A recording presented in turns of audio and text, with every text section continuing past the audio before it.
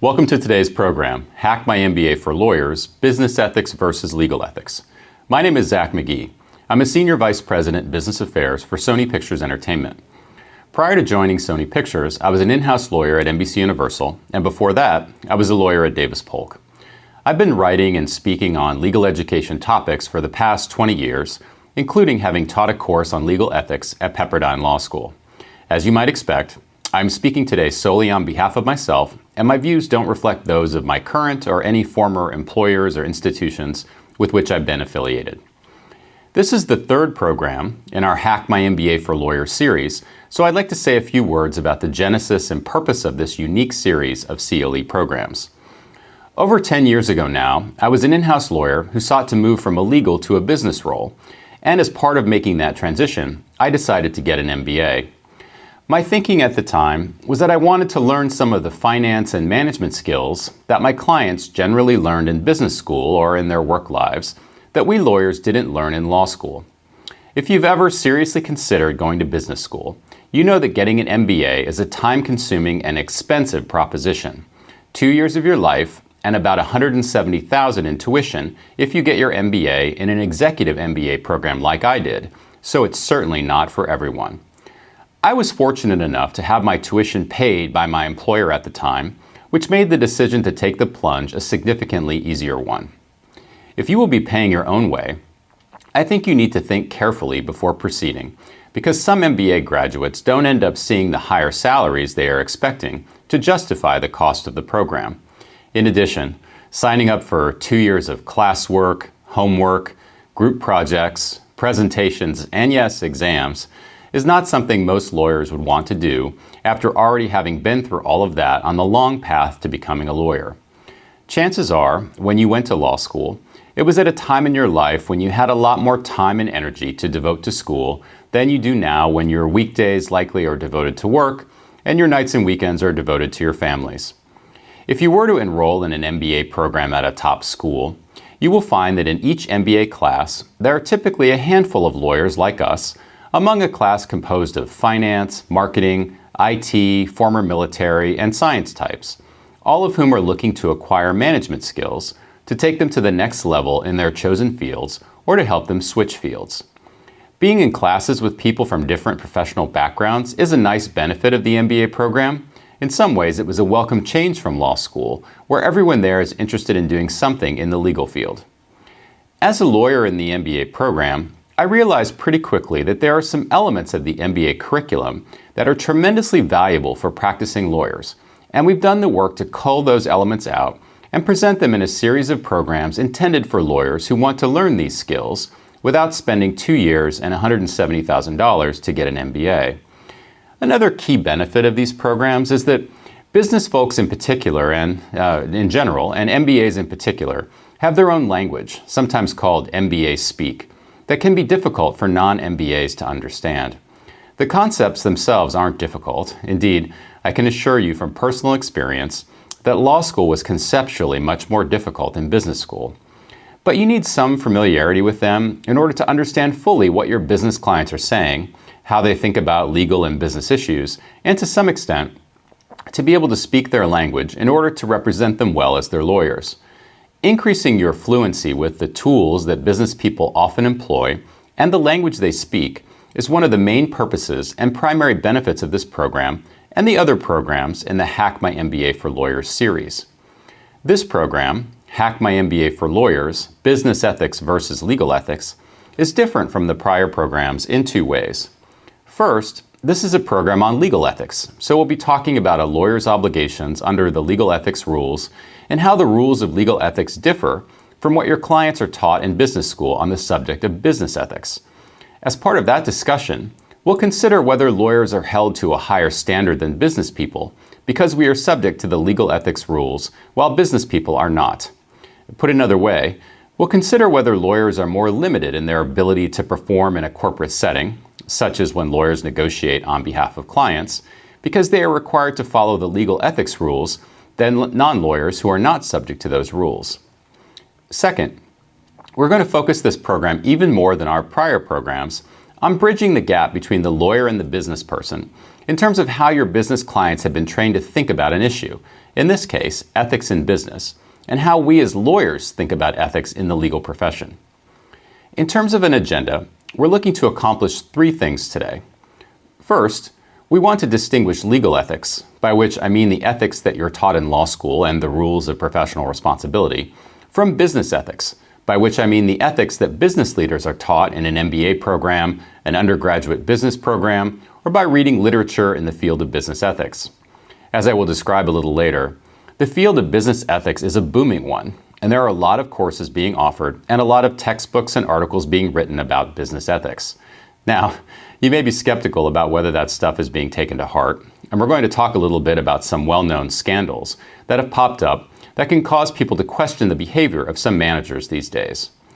But that's the first thing we're going to do, is really talk about business ethics, how that's being thought about by business leaders, how it's being taught in business schools, and how that's different than what you learned in law school as legal ethics.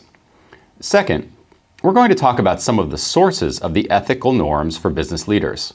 What are the rules, or at least what are the potential sources of rules of ethics in business? It's not as easy a question as it is for lawyers, where you can simply point to the rules of professional responsibility, and of course, there is also the law, and everyone has to follow that. But for lawyers, it's the law, plus the legal ethics rules of the states where you're admitted to practice law, and any court decisions or advisory opinions that interpret those rules. Finally, we're going to think about how business clients actually go about making ethical decisions in business today. There are some theoretical considerations, but also some really practical ones. And when we are working with our colleagues on the business side, when we face an issue that raises ethical problems, there are some practical things that we do that we think help us make better and more ethical decisions more often than not. And we're going to share some of those with you and really focus in on your potential role as a key advisor, not just a key legal advisor, to your business clients to help them make important decisions. In my view, you should think of your role as more than simply telling your clients, hey, that's legal or that's not legal, or that creates a risk of being investigated or a risk of a claim. Instead, you can and you should play a larger role in helping your clients make good ethical decisions. So that's the game plan for today. We're going to start off by mentioning a couple of corporate scandals that have come to light over the past few years. You may have looked up this program and said, well, business ethics. I just read about the Theranos case, and I don't think there is any such thing as ethics in business. Even before Theranos, I think it's fair to say that there's a lot of skepticism about whether big companies and the managers at those big companies, and you can go all the way back to Enron more than 20 years ago now, and the trail of business collapses we've seen since then across nearly every industry, act ethically. Do CEOs, CFOs, and senior managers at large companies attempt to do the right thing? Do they take into account anything other than the short-term results of their company and their bonuses that generally are tied to those short-term results? I'm not sure that they do, and a few examples likely will make you unsure as well. Now that the Theranos story is written, it's a pretty grim tale. CEO Elizabeth Holmes was convicted on 4 fraud counts and sentenced to 11 years in prison, and COO Ramesh Sunny Balwani was convicted on 10 fraud and 2 conspiracy counts and sentenced to 13 years in prison. Theranos' mission was to build a medical testing device that could offer 240 tests from just the prick of a finger, deliver results to a patient's phone in an hour, and a single test would cost less than half of the current testing rates. By emphatically pursuing this mission and excluding any ongoing conversation, learning, or feedback during execution, Holmes and Balwani created a toxic culture where anyone who questioned this mission were derided as not team players, isolated, and in many cases terminated. While the criminal convictions stem from deceiving investors, Holmes and Balwani also endangered thousands of patients by going live with faulty devices. That's the quick summary of what happened at Theranos, but you probably didn't need me to tell you that, as there have been many books written and at least 2 television series exhibited that tell the story of Theranos, so the facts are pretty well known. We'll talk more later about the effect of corporate politics and culture on decision-making and how those variables can help managers make better decisions if done right and contribute to bad and unethical and illegal decisions if done wrong. I'll include some suggestions for changes you can make to your company that can help to improve the quality of its decision making, which is equal parts a lesson in business ethics and in plain old common sense. Often in business, the decision that needs to be made isn't particularly difficult and there is only one clear right answer. But other things intervene to obscure that right answer, be it corporate politics or, in the case of Theranos, a corporate culture handed down from the CEO and COO that required employees to fanatically pursue the corporate mission to change the world, all the while ignoring feedback, test results, and anything else that suggested the company was falling short of achieving that goal. It's one thing to try and fail, but it's another to lie to investors, regulators, and to patients. And that's where the conduct of Elizabeth Holmes and Sunny Balwani crossed over from the fake it till you make it into old-fashioned criminal fraud. Another famous recent example of corporate malfeasance was the Volkswagen scandal. The facts of that case are also pretty well established. Volkswagen admitted that 11 million of its automobiles were equipped with a defeat device software that allows the cars to detect when they are being tested for emissions, and during the testing period, to emit 40 times fewer pollutants than they would during normal operations to meet EPA emissions standards. CEO Martin Winterkorn has been charged with fraud and conspiracy in the US and Germany. Trials were delayed due to health reasons, and has agreed to repay Volkswagen $14 million for breach of his fiduciary duties. In the first 2 months after the scandal broke, Volkswagen shares lost 46% of their value, erasing $42.5 billion in market value. To date, the scandal also has cost Volkswagen $33.3 billion in fines, penalties, financial settlements, and buyback costs. So, the Volkswagen software was detecting a test and then cheating in a very material way. When you learn of the sophistication of the defeat device and how it served no purpose other than to help Volkswagen cheat on the emissions test, there is no gray area here at all, you have to wonder, how is it possible for a large company, public company, with a long history, Volkswagen is over 100 years old, that something like this could happen at a place like that? I don't know a lot about the auto industry, but what I do know is that the engineers that make everything from the smallest part on the door of the car to the tail lights to the engine, the skill and attention to detail of these folks is unbelievable. That has to be the case not only for safety reasons, but for design and for fuel economy. Cars are not simply thrown together by people who don't know what they're doing. The corollary to that is that there is no way the software was allowed to be designed and put into 11 million vehicles without a lot of people at Volkswagen having said okay to that. How can there be anything like business ethics if something like this is allowed to happen? Again, we'll provide some reasons for how things like this can and do happen toward the end of our time today, and what you can do to play a part in preventing similar lapses at your company. Another example that might leap to your mind when you think about business ethics failures is the Turing Pharmaceutical case from a few years ago. Turing Pharmaceuticals acquired the rights to Daraprim, a drug that is a standard treatment for a life-threatening parasite infection, and raised the price from $13.50 to $750 per dose, which could cost some patients hundreds of thousands of dollars per year. CEO Martin Shkreli, a former hedge fund manager who made his fortune urging the FDA to reject drug applications of stocks he was short selling, also pursued a controlled distribution strategy for Daraprim that erected physical barriers to the creation of a generic substitute. In a civil fraud case, Shkreli was ordered to return $64.6 million in profits from the Daraprim price hike and has been barred for life from the pharmaceutical industry. Shkreli also spent 4 years in prison following his conviction on 2 fraud counts for deceiving investors in an unrelated entity. So this was a situation where a 60-plus-year-old drug, and one where it's only one of the effective treatments for this condition, was purchased by a young CEO who used to run a hedge fund and who promptly jacked up the price more than 50-fold. It seems pretty outrageous and unethical, and that is certainly the reaction that the press and the public had to the move, and Shkreli was appropriately demonized. Now, of course, this is not the only company in history that bought up the rights to a drug and increased the price as a result of having done that. Turing Pharmaceuticals said at the time that the price increase was necessary so that they can do additional research to improve the drug, but there's no doubt that the decision raised serious questions whether a move like that with a life-sustaining drug, where there are very few real alternatives to that drug, was that an ethical thing to do. Is that something that this company should have done? It certainly seems like a case that would cause one to question whether there is any such thing as business ethics in corporate America, and whether companies of all sizes should be doing more than just trying to maximize the amount of money that they can take away. I think that with these and other similar scandals, it's interesting to ask the question, what are business students being taught about ethics? How are these current and future business leaders being taught to analyze ethics problems? Are they being taught the right way? Is there a clear set of rules that they're being taught to follow, similar to what you learned about legal ethics in law school?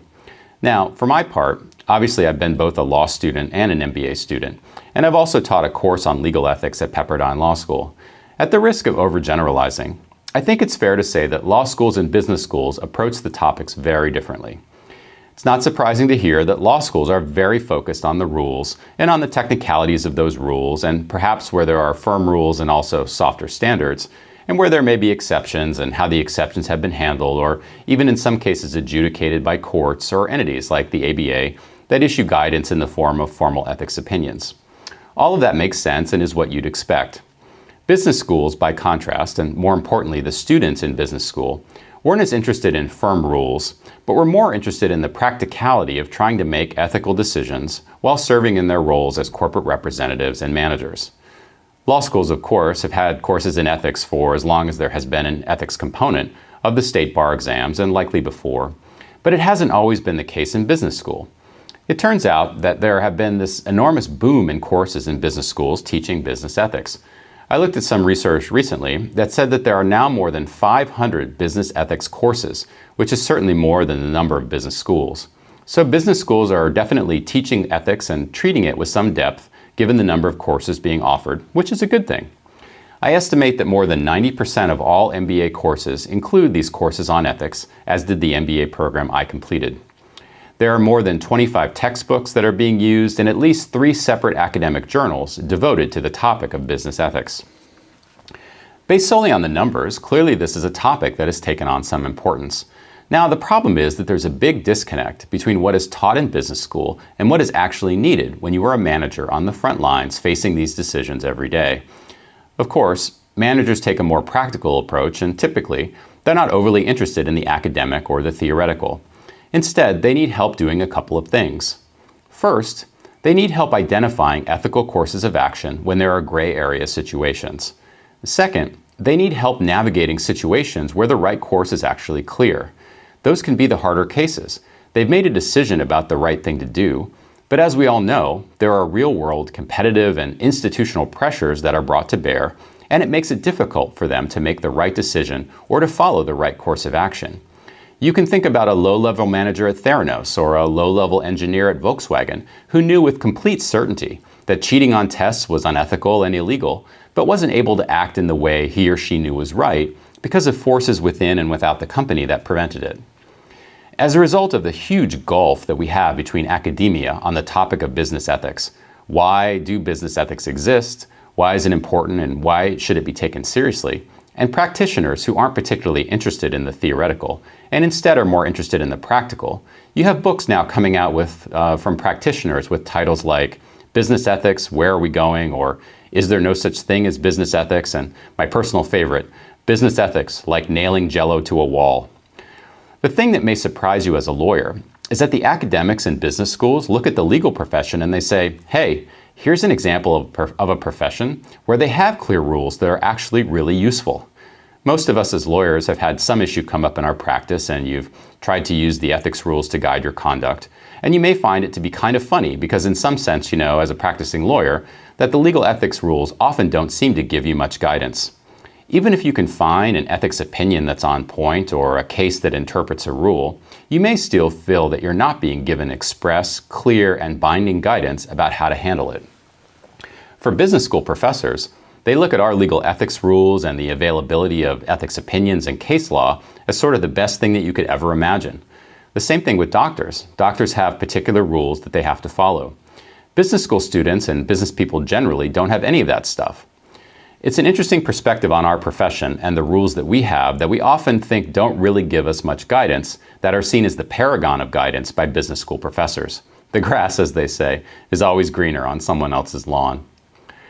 Because you don't have a set of black letter ethics rules in business, and you don't have case law and you don't have the ethics opinions to guide you, you really have to think about the question, why should business leaders behave ethically? You almost have to justify it in the following terms. Everybody knows that the goal of a company is to make money. Maximizing long-term shareholder value is often how that concept is expressed. That is not the same thing, at least arguably not the same thing, as behaving ethically. The Volkswagen case is a good example. The company wanted to be able to sell cars that meet the strict emission standards that have been set forth by the EPA, and cheating on the test was one way to meet that objective.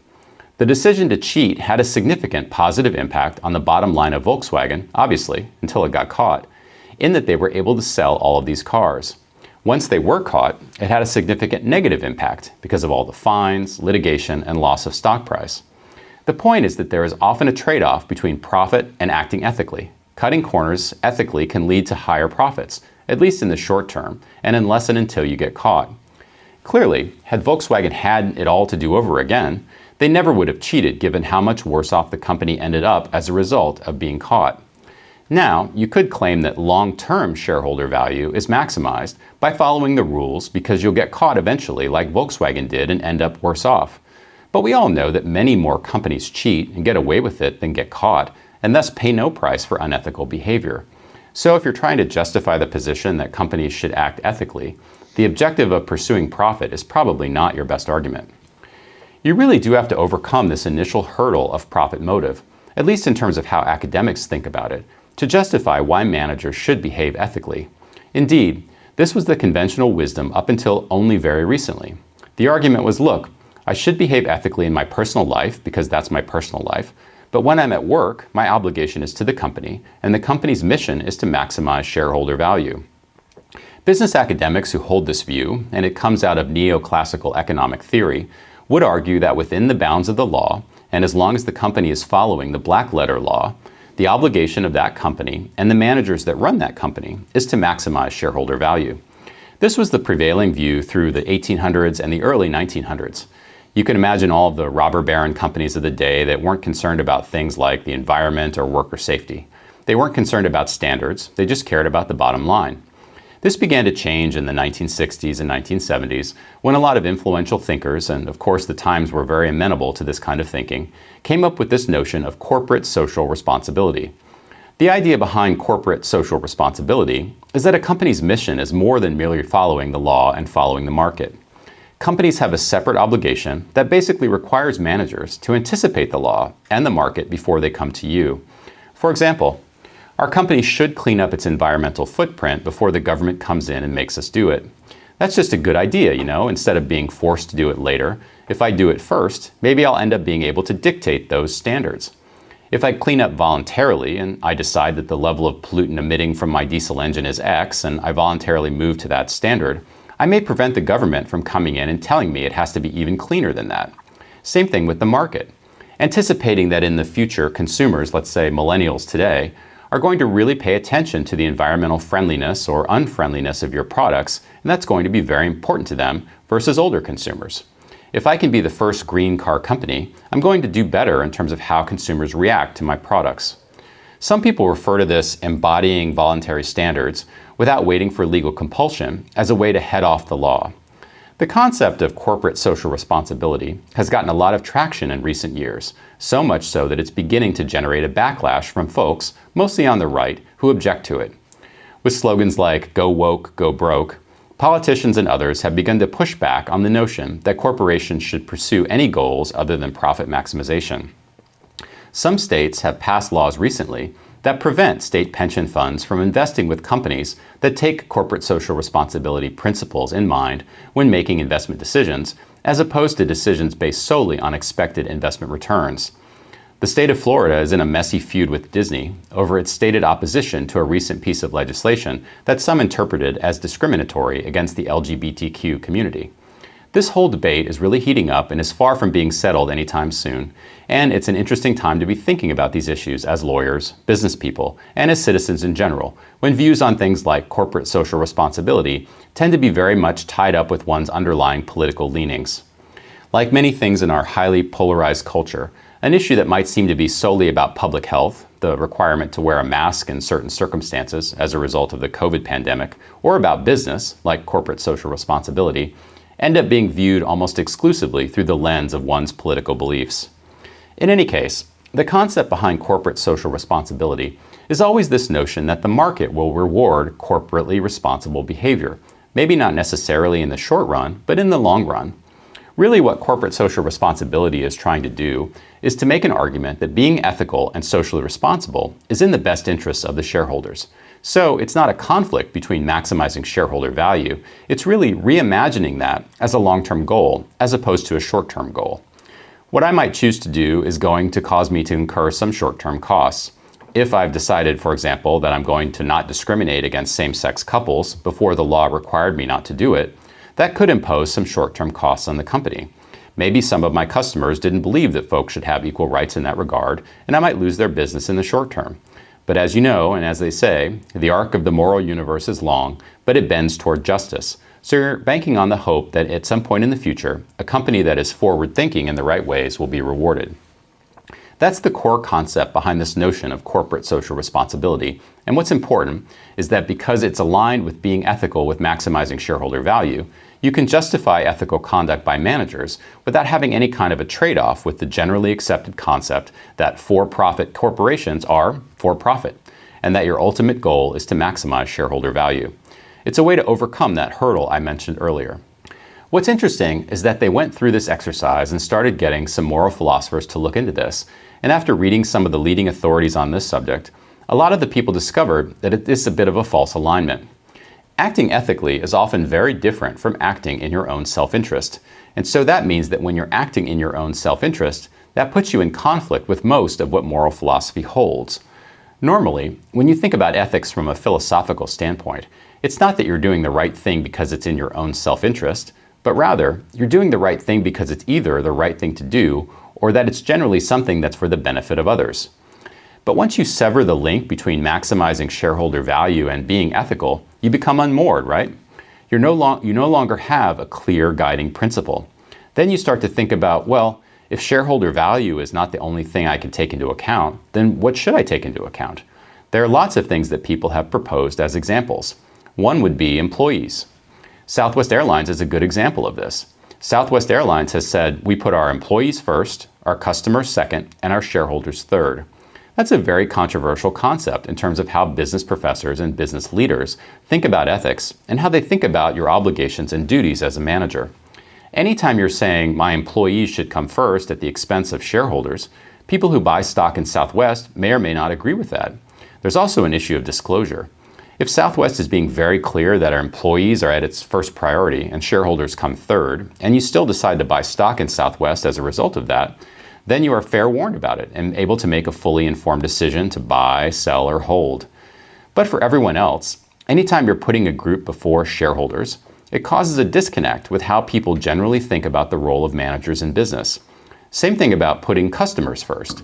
Walmart has said at times that they want to put customers ahead of shareholders, and that is also a controversial idea for the same reason.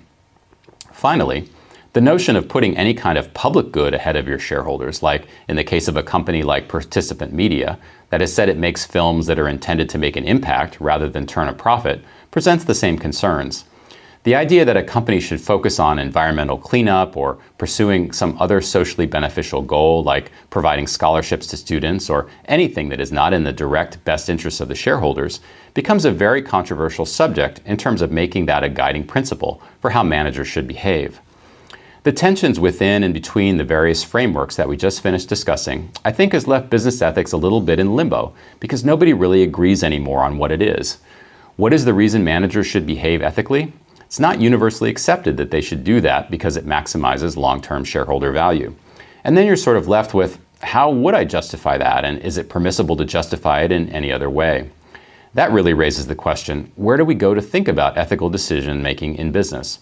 What are the sources of rules or guidance that we can find? The easiest one, and I'm talking to a group of lawyers, of course, is the law. There are going to be laws, statutory provisions, and also the common law dealing with things like fraud. There are antitrust laws that govern certain business conduct, corporate laws that require officers, directors, and employees to fulfill fiduciary duties to the corporation, and individual employment agreements that prescribe or require certain behavior by corporate managers. All of these should be thought of as the minimum thresholds. To reiterate a point made earlier, it's not enough to simply say, I'm following the bare letter of the law. Ethics is something that presumably has a higher calling than the mere minimum. We also talked a little bit before about the self-interest that can be involved in doing more than the legal minimum. Sometimes you want to run just a little bit faster than the bear of the law that's chasing you, and you want to stay ahead of it by self-regulating and making ethical choices to head off the law and the authorities, because often the law or the authorities are more draconian than you might like. An interesting recent example is the video game industry, which spent a lot of time and effort putting ratings on the games to try to give guidance to parents about the content of the games, and that was all done voluntarily, but presumably in an effort to try to head off more draconian and likely more complicated and burdensome regulation. The major motion picture studios did something similar many years ago by working within the MPAA to come up with voluntary ratings for motion pictures. Other than the law, what other sources do we have of ethical norms in business? One obvious source, if you're in a company with any scale or size, is going to be company policy. Most big companies have spent a lot of time thinking about what kind of company do we want to be? What kind of managers do we want to be? What are our values? How do we express those values? And how do we express those values to employees in a way that they can understand and actually implement? So it would be a surprise in a large company these days not to have a handbook or other company policy document covering things like avoiding conflicts of interest, avoiding creating the appearance of impropriety, dealing with vendors, avoiding improper dealings with third parties, dealing with government representatives, etc. All of these things are rather detailed, and they range from the very general statements of values to very specific do's and don'ts. In most big companies, you have policies relating to gifts, and that you can't accept gifts over a certain amount of money from a vendor because it creates a conflict of interest, or at least the appearance of a conflict of interest. You might make a choice to select a vendor because it's in your self-interest, when it's not necessarily in the company's interest. This is a good example of a manager facing an ethical choice. Maybe it's not a difficult choice to make in terms of knowing what the right answer is, but it might be a difficult choice to follow in some cases, depending on what is at stake, who the manager is, and who the vendor is. That's the example of a rule that can be very specific, no gifts over $250 or something like that. But there are also very general rules, and those rules are going to, by necessity, provide a lot less guidance to employees. Telling an employee that they should avoid the appearance of impropriety or to avoid creating a conflict of interest is not necessarily giving them the clearest guidance on how to handle any specific case that may arise. The bright line gift rule is one approach where you establish a clear rule that is intended to prevent employees from getting into situations where they might face a conflict of interest. Of course, it's very difficult to list every single situation in which this might arise, so while you can maybe deal with gifts, that leaves everything else. Think about potential social relationships with vendors, connections with vendors driven by shared circumstances such as your children attending the same school, where employees will need to make judgments without bright line rules. There are at least a couple of other sources of rules and expectations for business ethics. Another potential source is your employment agreement, if you have one. It's possible that your employment agreement might contain some provisions that limit your conduct. A common one is restricting what you are allowed to do or are not allowed to do in your capacity in your personal time. Your contract might say, for example, that you're permitted to go and do speaking engagements, or you're allowed to sit on a nonprofit board or a profit board or run your family foundation, as long as it doesn't materially interfere with your work and doesn't create any conflicts of interest. Or your employment agreement may not allow you to take on any outside activities without the company's specific review and approval. On the other hand, employment agreements are often the source of various incentives that might cause you to be tempted to behave unethically. We've hinted at this before, but when managers are compensated in the form of bonuses, stock, and/or options tied to the company's performance, that creates a financial incentive for them to cut corners. In fact, employment agreements are probably more likely to create incentives for you not to behave ethically in the sense that your employment agreement is going to contain your bonuses and your stock options, which for a lot of managers who struggle with ethical issues are the main reasons they struggle. The financial rewards can be so significant. Think of all the CEOs who take home a modest base salary but earn millions each year as a result of bonuses, stock, and options that they lead otherwise good people to make bad decisions. Another source of ethical norms in business are fiduciary duties, which are imposed on employees under state corporate law. You have a duty of care and a duty of loyalty. For every company in the country, if you're an officer, director, or other senior manager of that company, you're going to be obligated in most cases by statute to fulfill these two fiduciary duties to your employer.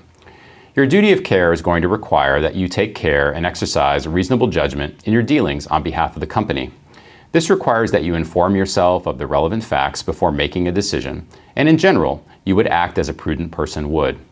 Now, we all know that the duty of care is an important duty, but in terms of liability for breaching the duty of care, most executives are very well protected by the business judgment rule. Generally, in terms of things that you can do on behalf of the company, you can't be held liable for them as long as you exercise reasonable care and you've given a fair amount of latitude by the business judgment rule. Even if you make a decision and it turns out to be wrong, or it turns out to have been, I won't say foolish, but slightly above foolish, you're generally protected by the business judgment rule from liability. The duty of loyalty is much stricter, and it generally works as a limitation on your ability to have a conflict of interest with your company. It would prohibit you from performing an act on behalf of the company that serves some separate interest of yours. Another example would be taking a corporate opportunity, which is also generally a violation of your duty of loyalty. So, for example, if you discover as part of your job a promising new product or promising line of business, and as long as that is within the scope of your company's work and your work for the company, you're not allowed to go out and start a company to exploit that opportunity without first offering it to the company. You can see that these fiduciary duties do provide for business leaders some general guidelines and also mandate some specific things that you can't do. Adding all of this up, the law, corporate policies, your employment agreement, and your fiduciary duties, it does provide a decent body of norms that specify what is considered to be ethical conduct for business leaders. That said, I do want to emphasize, because it's very relevant for the lawyers who are watching this, that it is still very different from how lawyers are regulated. If you think about all the things that the ethics rules contain that govern lawyers' behavior, those duties to maintain client confidences, to avoid conflicts of interest, to hold client funds in trust accounts, to avoid having sexual relationships with clients that you are representing in family law matters, the list is very long and in many cases quite specific. In addition, I'm speaking to you here from California, and for those California lawyers, you also know about a specific statute here known as California Business and Professions Code Section 6068, which essentially says that lawyers, in the course of representing a client, which is representing clients, or if you work for a company, representing your corporate client, you shall, quote, employ only those means that are consistent with truth, end quote. That's a broad and also very general statement obligating California lawyers to act in a certain manner when they are representing clients. Now, there is no Section 6068 for non-lawyers. There are other statutes that apply to everyone, such as the civil law of fraud, but fraud requires not only false statements, but those statements to be about material facts, plus you need detrimental reliance on those false statements and damages in order for a fraud claim to lie. If you're a straight business executive working at a company and not an in-house lawyer for the company, there is no overarching statutory obligation to employ such means as are consistent with truth. This special duty exists only for lawyers, and in that form only for California lawyers. Another example that exists under the ABA model rules, and thus is applicable to most lawyers because the ABA model rules have been adopted by a majority of the states, is ABA Model Rule 4.1, which makes it unethical for a lawyer to make a false statement of material fact or law to a third party in connection with representing a client. So that's another example of an ethics rule that applies to most lawyers, where there is no corresponding obligation placed on non-lawyer business people. Now, I'm going to counsel you shortly. I firmly believe that behaving ethically in business is a good idea, and that there are many good reasons I can give you to support that view. But one of the good reasons is not that somebody could bring an ethics complaint against you like they could if you were a lawyer. I think you see my point, but I'm glad we took a moment to step back and think about all the black letter ethics rules, plus the ethics opinions, plus the case law that interprets these rules, plus some statutes in states like California that give lawyers a lot more guidance than business executives receive from the couple of sources of ethical norms in business, like the law that applies to everyone, company policies, employment agreements, and the fiduciary duties of loyalty and care. I think it's also interesting to ask, why aren't there such rules for business executives? Why isn't there a business code of professional responsibility? I think there are a couple reasons why not. First, the legal profession has a longer history of representing others, acting as professionals, and acting in the public interest. These things have always been part of the thinking about what it means to be a lawyer since the first lawyer walked on the planet, whoever that was. I'm sure there's a good lawyer joke in here, but I'll spare you my attempt at humor. But on a serious note, from the earliest times, you had the notion that you owe some duties to your clients, And I think it just was a natural progression that led lawyers as a profession to want to codify those rules. We are lawyers after all, and we do love us some rules. The fact that lawyers ended up getting regulated state by state is also a historical accident in the sense that in the old days, most law practice was local. When you were a lawyer, say in Los Angeles in the 1800s, 1900s, and probably up until the 1960s or 1970s when technology exploded, you were not representing clients in New York, you were not representing clients in Florida, and you most certainly were not representing clients in London. You were representing clients in Los Angeles, maybe also in San Diego or San Francisco, but not outside of California. So it made a lot of sense for these rules to be state by state, because most law practice was local for businesses. In today's world, there's no sense in which that's still the case. I'm not technically practicing as a lawyer anymore in my company. We have a whole legal department for that, and I work in business affairs.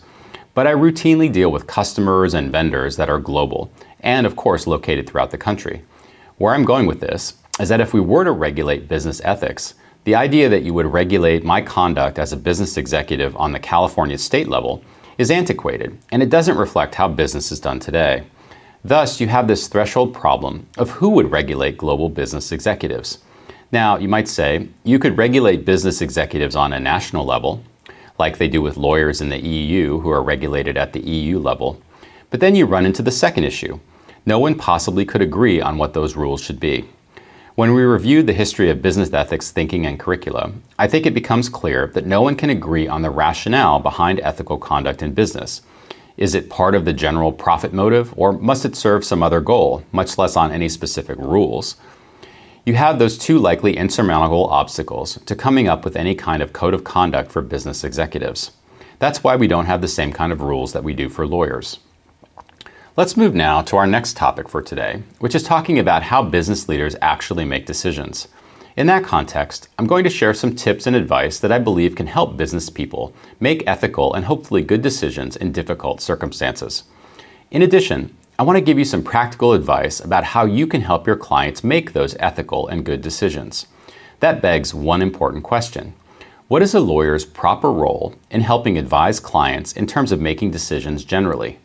Of course, you are well within your comfort zone and within your rights, but not even your rights, your obligations, to advise clients on legal issues. If there's an important legal issue that's part of the calculus, that's of course your domain. And you're going to come in and say, yes, I think that we can take this course of action and not have an antitrust problem. Or if we do this, we're not breaching any agreement, so we can go forward. But I look at the lawyer's role as broader than that, and I would urge you to do the same.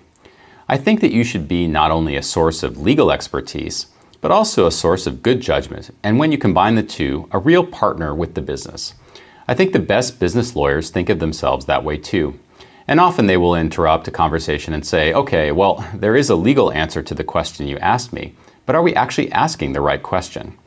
I think the best lawyers are the ones, and the word consigliere gets used a lot here, who are true counselors. They're smart people who have a lot of experience. Now, experience as a lawyer, not as a business person, but experience with important transactions and important deals and things that are difficult. And as such, you have a lot to contribute.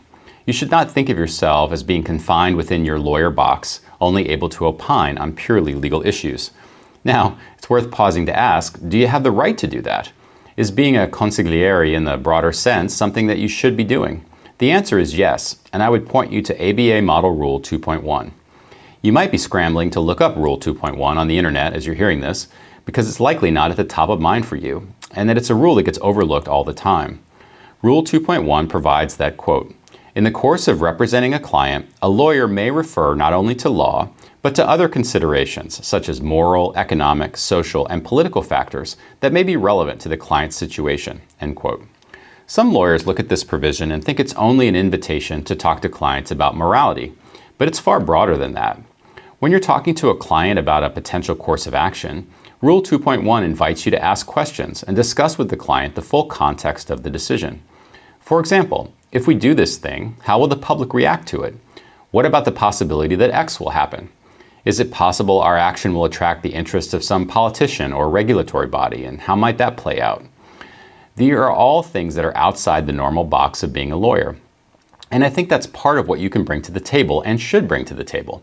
This is what the best lawyers do, in fact, bring to the table. And I would encourage you to think about your role as giving not only the legal advice you're asked to give, but to really be a consigliere and a trusted advisor to your business clients. Rule 2.1 provides you with express license to assume that role, and I would encourage you to try it out if you aren't already operating that way in your practice. Now, I want to share with you some advice for how I work with my clients and colleagues on the business side to try to make good decisions in the hope that it will be beneficial to you. My hope is that this advice can help you give you the confidence that you need to give becoming a true counselor to your clients a try if you're not already doing that. Let's start by thinking about what clients are likely to say when we go talk to them about different issues that they're facing. What is it that they actually say as the reason they're making a choice that maybe is suboptimal, to put it mildly, maybe not ideal, or maybe even flatly unethical? Well, there's a list of reasons that everyone would agree are the wrong reasons to be doing something, and this probably applies elsewhere in life, but certainly when a client or business person has told you that they've made a decision none of us wants to hear the reasons I'm going to run through now. Everybody does it is, for obvious reasons, something we don't want to hear. If we don't do it, then someone else will is something that may be true for competitive pressures, but also not a good reason to take any action. Our competitors may do this, and they may achieve some economic benefit as a result, and we'll fall behind if we don't do the same thing. This is related to the concern about protecting the bottom line and that everything else is irrelevant.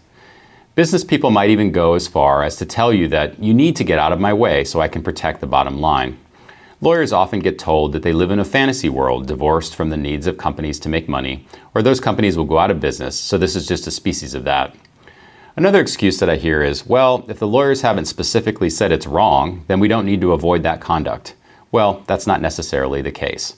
As we talked about before, there are reasons to do things other than meeting a bare, minimal legal standard.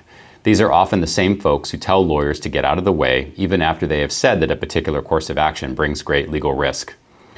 Another excuse that practitioners who write about this talk about often coming up is, it doesn't really hurt anyone, so I'm going to make an unethical choice. I'm going to cut a corner. I'm going to do something that I wouldn't be terribly proud to have others know about, but it doesn't really hurt anyone.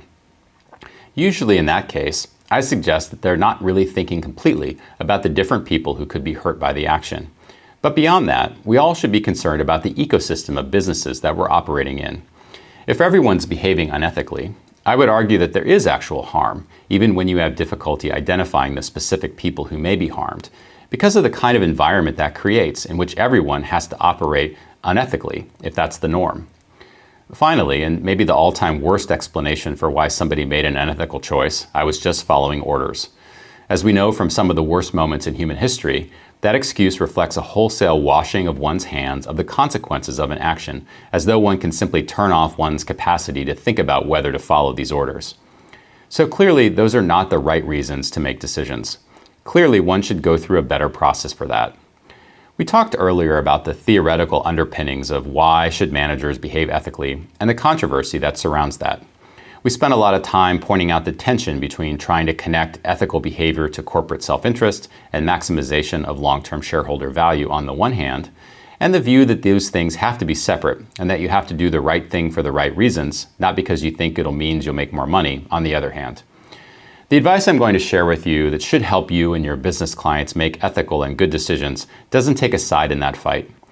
Instead, what I'm going to suggest is a very practical approach.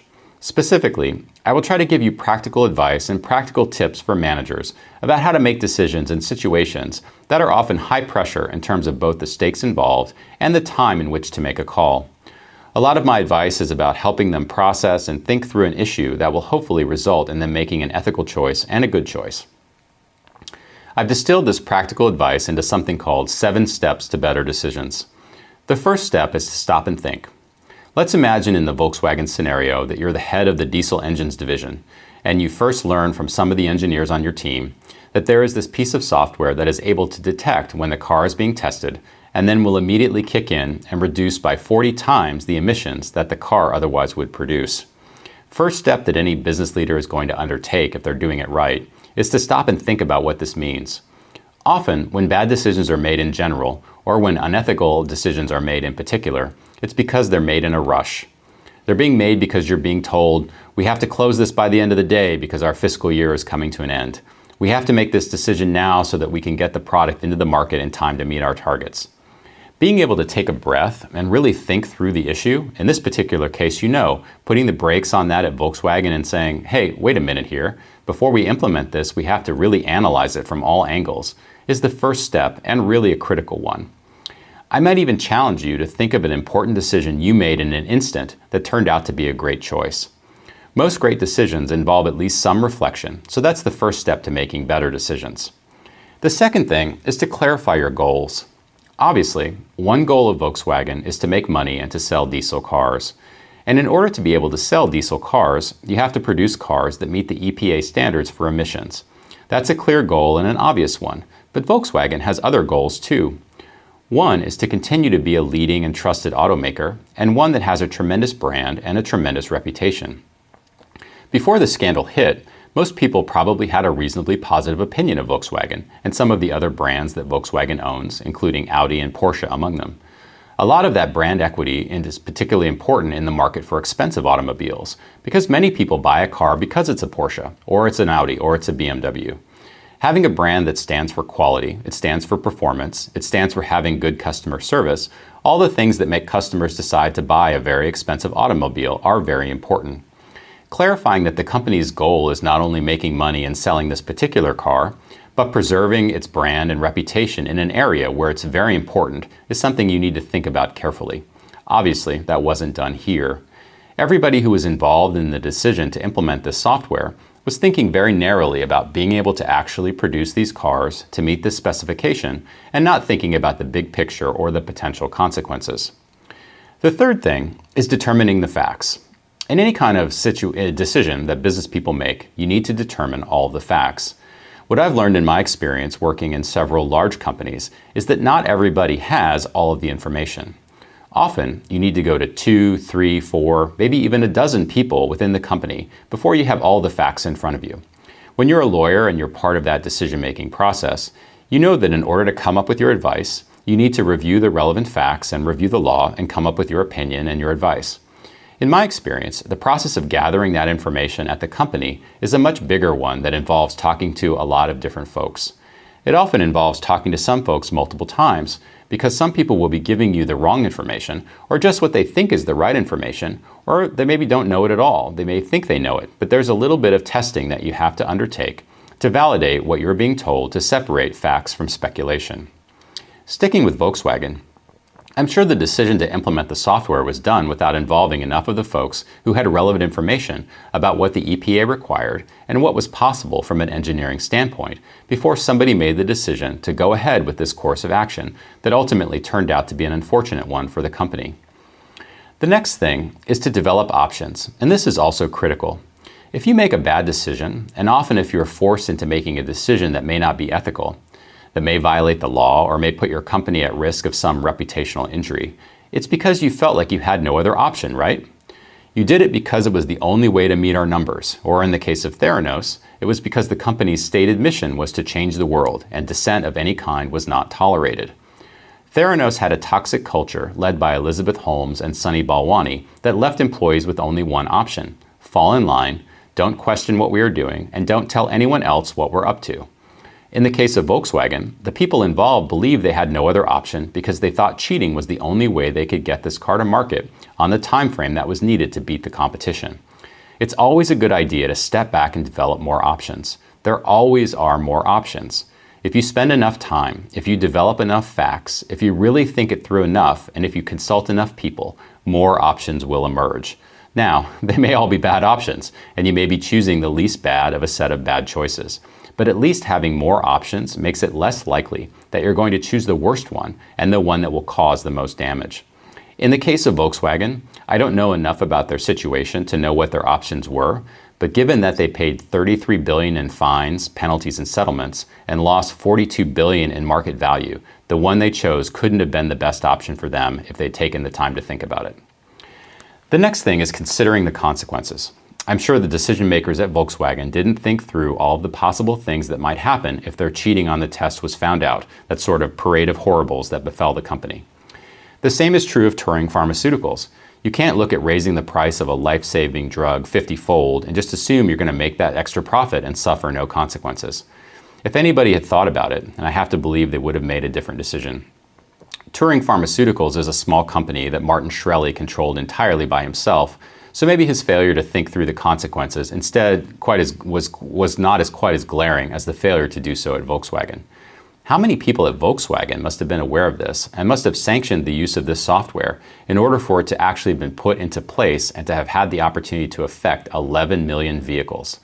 That has to be a lot of folks, and it begs the question, how could that many people have been aware of this and decided that this is okay, or at least decided not to speak out about it?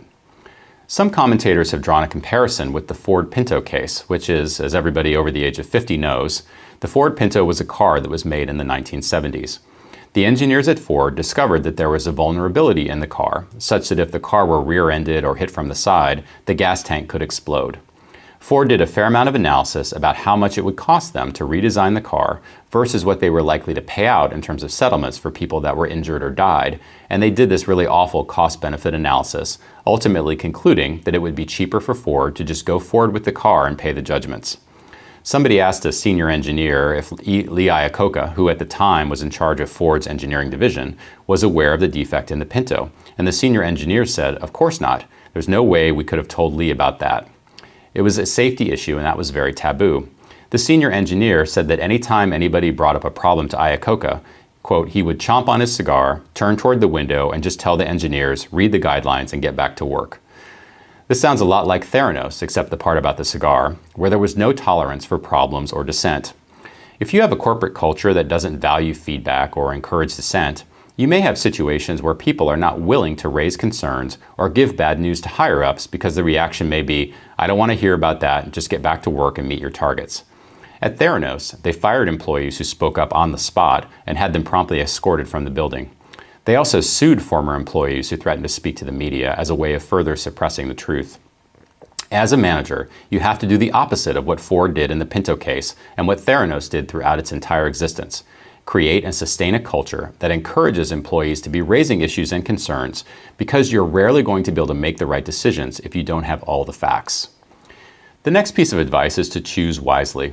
Once you have all the options on the table, making the right choice, this is where your outside and inside lawyers hopefully can help be wise counselors, along with other people with different expertise than you and have different experience. Certainly anybody at Volkswagen who'd had any experience with recalls or litigation or regulation, I'm sure they would have had a very strong opinion about whether continuing to allow you to use this software was a good idea. And having those people's views as part of the decision-making process probably would have produced a different one. And then lastly, once you've made your decision, think about it not as a single point in time, but you make a decision today based on the best information you have and consulting all of your colleagues, but you want to monitor that and modify it as needed. Often, decision-making in business is an iterative process. It's not a one and done. It's, hey, we're going to make this decision today, and if we need to course correct going forward, we will. That's an important part of making a decision. Again, you often can avoid making an unethical decision or an illegal decision or something that's just a bad idea from a reputational standpoint if you continually revisit the decisions you've made and asking yourself, hey, is this still the right decision or have facts changed? Has my preference for risk changed? Has the regulatory environment changed, or has anything about the market changed that would lead me to make a different decision? Now, it's an important part of the process. If anyone at Theranos had revisited the decision to go live with blood testing machines that it knew weren't accurate, it would have been a huge setback for the company, but the company still may have survived. Because they never revisited or even questioned their decision to race to market, their CEO and COO are in jail for more than a decade, and their company imploded. Now, I know I'm operating under the illusion that top business executives who make the best decisions have this list of 7 steps in their top drawer, so they can consult it each time an important decision needs to be made. However, I do think it's fair to say that they go through a version of these steps when they're analyzing the situation. And I also think that this list will help you as you develop your own decision-making process that will get you to think about your options, think about the consequences, and then hopefully help you make better decisions. But there is a more fundamental question that we've talked about, which is, what are the factors you're actually thinking about, right? What is it that makes a decision moral or makes a decision ethical, and the absence of which would make it immoral or would make it unethical? And this is certainly not something I'm going to be able to cover in any kind of depth here. But I've talked a lot about the kinds of considerations that we go through when we think about business decisions that have an ethical component, and what are some of the questions that we ask ourselves. And if you think about these individually in just about any situation, we think they can help to shed some light and help you think them through as additional considerations. One of the things I like to think about and ask ourselves is the decision that I'm ready to make, is it self-serving? Is it serving my interest? It's not necessarily wrong, of course, for it to serve your own interests. In fact, that is, in a sense, the guiding light in many ways. But when you are facing a choice and you have two paths and there's an ethical component, and the path that you're getting ready to choose is one that is self-serving, I think it's fair to ask that question of yourself. There are many authors who've talked about this and who suggest that you subject that decision to additional scrutiny because it's very easy to talk oneself into a path that is also self-serving. If it's convenient for you, if it's easy for you, if it's profitable for you, you need to make sure that you're not influencing the decision you're making. Another way to think about it is that ethical decisions are really easy to make when they don't cost you anything. So if you're making an ethical choice and one of the paths is profitable and the other path involves foregoing that profitable choice and thus has an actual cost to it, or at least an opportunity cost, you need to subject it to additional scrutiny if you're getting ready to choose the path that's self-serving and the one that yields profit for you. The other test that I like to think about is that a lot of these decisions are made in private. They're made quietly. The business people or the legal people, if they're involved at all, and I doubt that they were at Theranos or Volkswagen or Turing Pharmaceuticals, didn't think that their decision-making on these topics was going to be made public. So a really good test of how ethical or moral your decision is what would happen if there were absolutely complete disclosure of the issues and the considerations that you're facing? What impact might that have on your own reputation personally or the company's reputation? Another test that I like to use is what if you had to explain the situation and the decision you made to someone you feel close to? It could be a professional colleague, it could be your mentor, or it could be a family member. I like to imagine myself trying to explain it to my 9-year-old daughter, and I imagine the look on her face as I explain the decision, and I want to make a decision that I'm not going to be embarrassed to explain to somebody in whose high esteem I'd like to continue to be held. That really raises the last question in my mind, which is, what are the values that you're trying to serve? Companies spend a lot of time in many cases coming up with mission statements, and I think rightfully so, to be able to tell the world what kind of a company they want to be. What are our values? They have offsites and strategic meetings and senior management discussions about what kind of company we want to be, and those mission statements and corporate values are generally published pretty broadly. They're in the company handbook, and they're likely in an annual report, and they're the kind of thing that if you're taking them seriously, can be consulted when you're making an important decision on behalf of the company. I don't pretend that these documents are sitting in the top drawer either, and that everyone's holding every decision up against the company's mission statement and set of corporate values. But when you really face a decision where it seems like there's an ethical component, I think that the corporation's mission statement and values are not a bad place to start. At the risk of maybe being a little bit philosophical, I also like to ask myself in these situations, what kind of person do I want to be? What kind of a lawyer would I want to be? What kind of a business person do I want to be? What kind of a company do I want to work for? And frankly, there's a broader question here, which is maybe getting excessively philosophical, which is, what kind of a world do we want to live in? I don't think you need to go too far down the path of Kantian ethics where they talk about willing your actions to be a universal law to recognize that it's often a good test to see if the rule you are setting for yourself is one that we would want applied to everyone. If you're facing a decision and there's an ethical component and you say, well, in general, the world should work this way, but I'm going to be the exception to the rule, that is by definition not an ethical choice. You need to make decisions and apply rules to your conduct in the same way that you would have them apply to others.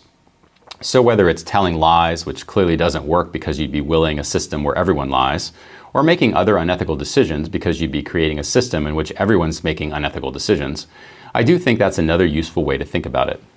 Finally, when I find myself in these situations, I often benefit from stepping back and thinking about, right now I'm under some pressure. There may be institutional pressure, there may be political pressure, there may be profit pressure to make a decision that is convenient or in my self-interest, or maybe it's in my company's self-interest.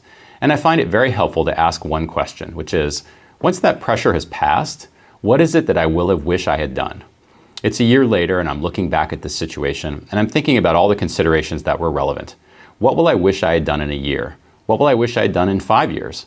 I'm sure we all have had decisions we've made in life that we regret with the benefit of hindsight, and the goal is to not make more of those simply because there's pressure in the moment. For me personally, I find that thinking about how I will judge this decision years from now brings a great deal of clarity because it's very rare that I lean in favor of a decision that even takes a slight edge when I'm looking back on it. In closing, in terms of what we've done today, first, we talked a little bit about the rules of business ethics and how business schools are teaching ethics today and distinguishing that from legal ethics. We learned that it's very different because you have black letter ethics rules that apply for lawyers that are not just there for business executives. That leaves a lot of uncertainty, a lot of cause for people to take different approaches to things where there isn't much guidance. We did talk about what sources of ethical norms there are for business leaders, everything from your company policy to obviously the law that governs all of us to your fiduciary duties of care and loyalty. Finally, we talked about how business leaders are taught to make good decisions and what role you as lawyers can play in terms of being a trusted part of that process. You should aspire to be trusted advisors to help your business clients make the best decisions that they can, and if they take the time to follow some of the pragmatic advice about how to do it that I've shown you today, it should help. I think it's fair to say that if Theranos, Volkswagen, or Turing Pharmaceuticals had went through any of the decision-making process I've described, the thinking about whether that they're doing is in their self-interest, and applying additional scrutiny to it, thinking about what full disclosure of the decision would look like on the front page of the New York Times, and otherwise thinking about values, the outcome would have been different. Different decisions would have been made. Lives that were ruined might have been spared.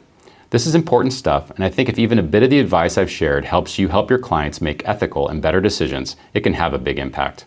I hope you enjoyed today's program. Thanks for watching.